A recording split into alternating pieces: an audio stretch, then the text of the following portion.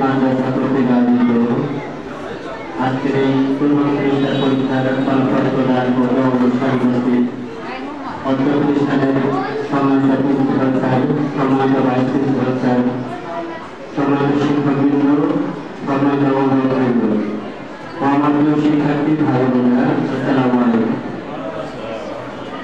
আপনারা সবাই ভালো আছেন? আসলে এতক্ষণ যাবত যে কথা হচ্ছিল অনেক কনস্ট্রাকটিভ। আমাদের প্রথম বক্তা আতিকুল বাড়ি স্যার উনি যে কথাগুলো বললেন, আমাদের প্রিন্সিপাল স্যার যে কথাগুলো বললেন, অসাধারণ কথা বলছেন। আসলে জ্ঞানীদের জন্য ইশারা যথেষ্ট, যারা নেওয়ার তারা এখান থেকে নিয়ে নিচ্ছে কথাগুলো।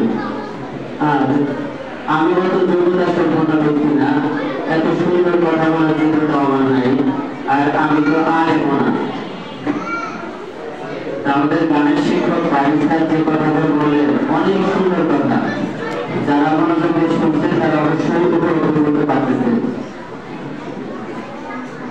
সেই ক্ষেত্রে আমি কথা বলবো না, আপনাদের সাথে একটু কনভারসেশন করবো, আলোচনা করবো। আমি যদি কোনো কিছু জিজ্ঞাসা করি একটু কষ্ট করে শুনে একটু উত্তর দেবেন। প্রতিষ্ঠানের বিষয় নিয়ে, আপনাদের সন্তানদের বিষয় নিয়ে আমি আপনাদের সাথে কথোপকথন করবো ইনশাআল্লাহ। তো টিভিতে একটু বিজ্ঞাপন দিত আগে, একটি স্টুডেন্ট লেখাপড়া করে আর ওকে গাইড করে ওর মা। বিজ্ঞাপনটা হচ্ছে একটা গুরুত্বের বিজ্ঞাপন। তো সেই বিজ্ঞাপনে এক পর্যায়ে স্টুডেন্টরা যখন বড় হয়ে যায় তখন বলে যে আমি জিতলে জিতে যায় মা। মনে আছে বিজ্ঞাপনটা? মনে আছে আপনাদের? আমি জিতলে জিতে যায় মা। সন্তান জিতে, সে পরীক্ষায় ফার্স্ট হয়, ভালো অ্যাচিভমেন্ট আসে, তাই মা জিতে কি পারে? সন্তান তো লেখাপড়া করলো, সন্তান পরীক্ষায় পাস করলো, ফার্স্ট করলো, সন্তান বলতেছে যে আমি জিতলে জিতে যায় মা। এই কথাগুলো কিন্তু একটা তাৎপর্য আছে, কারণ একটা সন্তান 70 মায়ের সাথেই কাটে।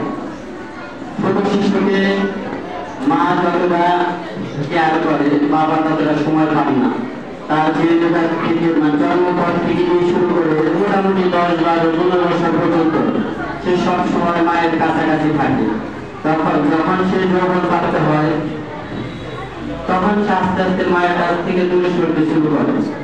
যখন সে আরো বড় হয় তখন তার মনোবৃত্তির কারণে সে মায়ের কাছ থেকে আরো দূরে চলে যায়। যেরকম আমার আম্মুর সাথে গিয়ে ঘুমাবে, কেমন বুঝছেন?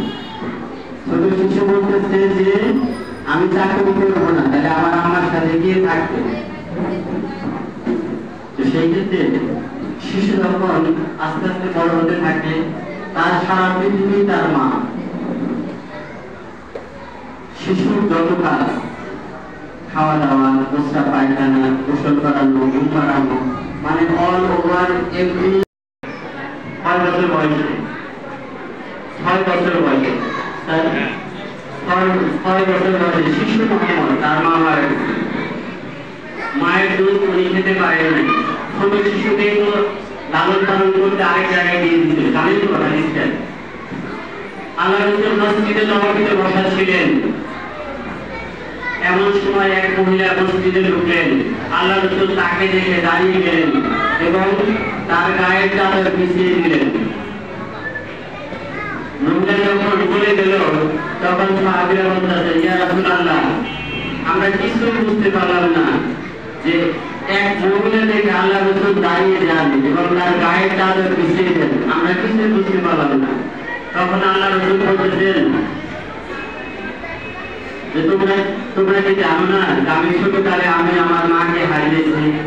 আমি যার বুকে দুধ খেয়ে, যার কোলে কাকে উঠে আমি বড় হয়েছি, উনি হচ্ছেন আমার সেই দুধমা কালিমাতু সারিয়া।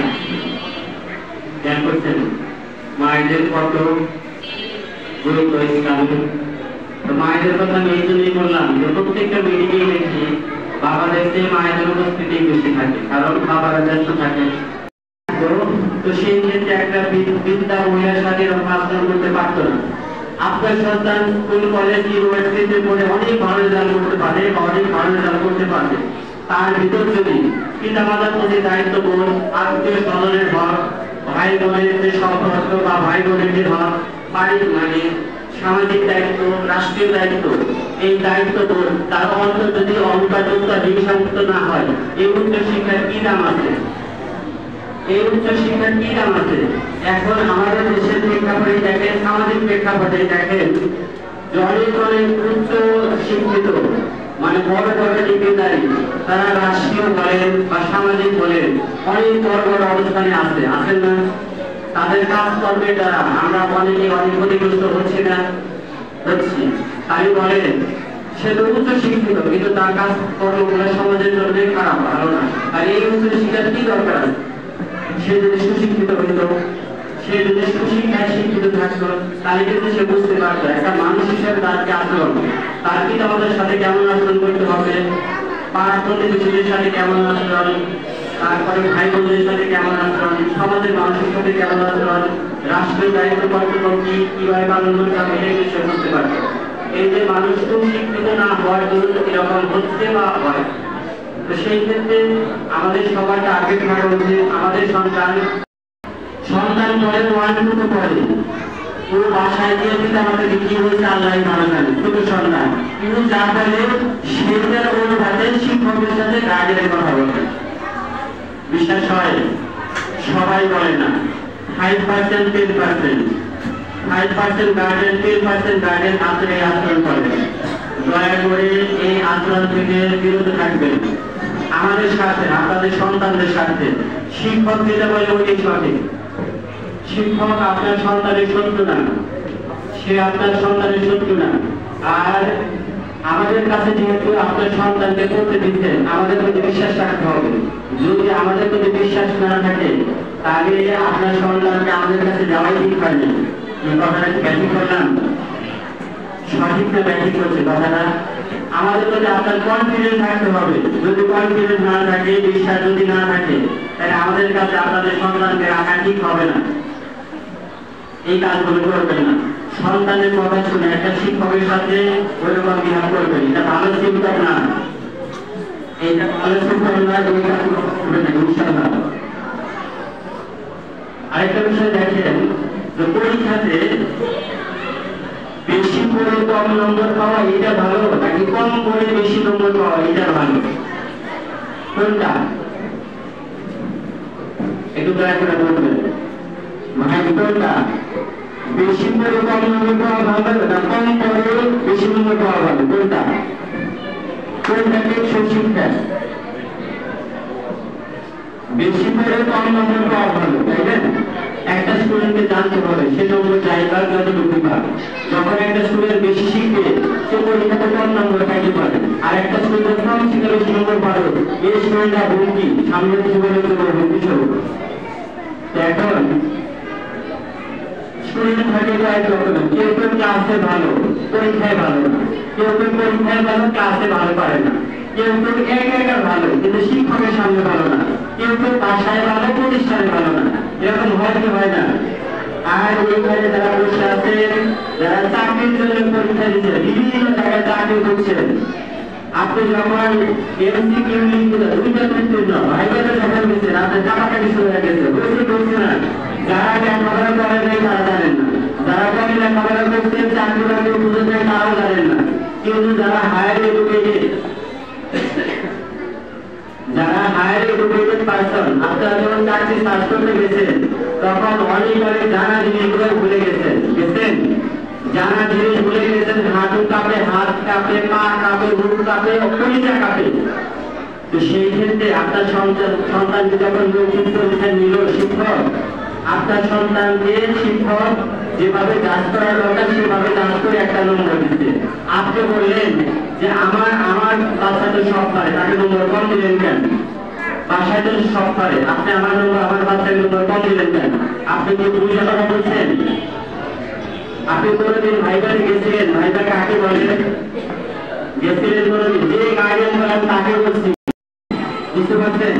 অনেক গার্ডিয়ান নিয়ম মনে করছি, তারা সঠিক সময় আসে, আমরা যখন বিরতি শুরু করি তারা কষ্ট পান, আর যারা দেরিতে আসে তারা ব্যাগ ফাইল করেন। আপনি ভাইবেন না তারা শুধু মিটিংয়ে গিয়ে খেয়ালিব না, তারা সব জায়গাতে গিয়ে খেয়ালিবনা করে। ইনশাআল্লাহ নেক্সট সেকেন্ড সেমিস্টার পরীক্ষাতে কি হবে, রেজাল্ট প্রদান করা হবে বা অন্যান্য যে অনুষ্ঠান হবে, আমরা যে সময়টা আপনাদেরকে অ্যানাউন্স করে দেব, ইনশাআল্লাহ ওই সময় আমরা অনুষ্ঠান শুরু করব। তো সম্মানিত বন্ধুরা, আজকে ইনশাআল্লাহ ফলাফল প্রদান করব। এই ফলাফলে যে ফার্স্ট থেকে থার্ড হয়েছে তাদের অভিনন্দন। যারা পিছনে আসছে ইনশাআল্লাহ তাদের পরীক্ষা তারা আগে আসবে। আর সে ফলাফল যাই করুক আমরা তাদেরকে উৎসাহিত করব, আমরা তাদেরকে উৎসাহিত করব, আমরা তাদের সাথে খারাপ ব্যবহার করবো না, বাড়িতে নিয়ে বাবা আয়োজন করে না। রেজাল্ট কার্ডটা ভালো করে দেখেন, প্রয়োজনে রেজাল্ট কার্ডটা প্রিন্ট করে রেখে দেন, আর ভুল কার্ডটা কিন্তু আমাদের ফেরত দিতে হবে। আজকে দিব, আপনারা কালকে বা পরশুদিন ফেরত দিয়ে দিবেন। আর সর্বোপরি আমাদের সন্তানকে শিক্ষায় শিক্ষিত করবো। সে যদি ফার্স্ট পায় আলহামদুলিল্লাহ, কিন্তু সে ফার্স্ট পাওয়ার পরে যদি সুশিক্ষিত না হয় এই শিক্ষার কোনো দরকার নেই। সে ভোট হোক, কিন্তু হোক, তেল হোক, অসব প্লেস করবে, সে ভদ্র ছেলে, ভালো ছেলে। আর পরীক্ষার রেজাল্টের পাশাপাশি মাঝে মাঝে এসে আপনি কাজকে করতে বলবেন, আমার ছেলেটা বা আমার মেয়েটা কেমন, সে কি কথাবার্তা শুনে। ওই যে সারে বলে গেলেন আমি পানি চাইলাম, পানি দিল না, আরেক সন্তানে পানি দিল, কি বুঝলেন? আরেক সন্তানে পানি দিল, কিন্তু এক শিশুকে দিল না পানি। তার মানে কি ওই পিতামাতা শিখাইছে কেউ যদি কিছু চায় তাকে দিবা, কিন্তু এই পিতামাতা এটা শিখাইতে পারে না। আমি বলার পর্যন্ত নোট করছি, সেটা আমি বলছি আমার উদ্দেশ্য ভালো, ভালো উদ্দেশ্যে বলছি। এতে যদি কারো খারাপ লেগে থাকে আল্লাহর রাস্তায় মাফ করবেন, কিন্তু আমার উদ্দেশ্য সব আমি ভালো উদ্দেশ্যে বলছি। আর সর্বোপরি আপনাদের সুস্বাস্থ্য এবং মঙ্গল কামনা করছি। সেই সাথে আপনারা প্রাতিষ্ঠানিক সহযোগিতা করবেন, যাতে যে উদ্দেশ্য নিয়ে আপনার সন্তানদের এইখানে ভর্তি করতেন আমরা যেন ওই উদ্দেশ্যে পড়তে পারি, ওই লক্ষ্যে পড়তে পারি। সবাই ভালো থাকবেন। আসসালামু আলাইকুম।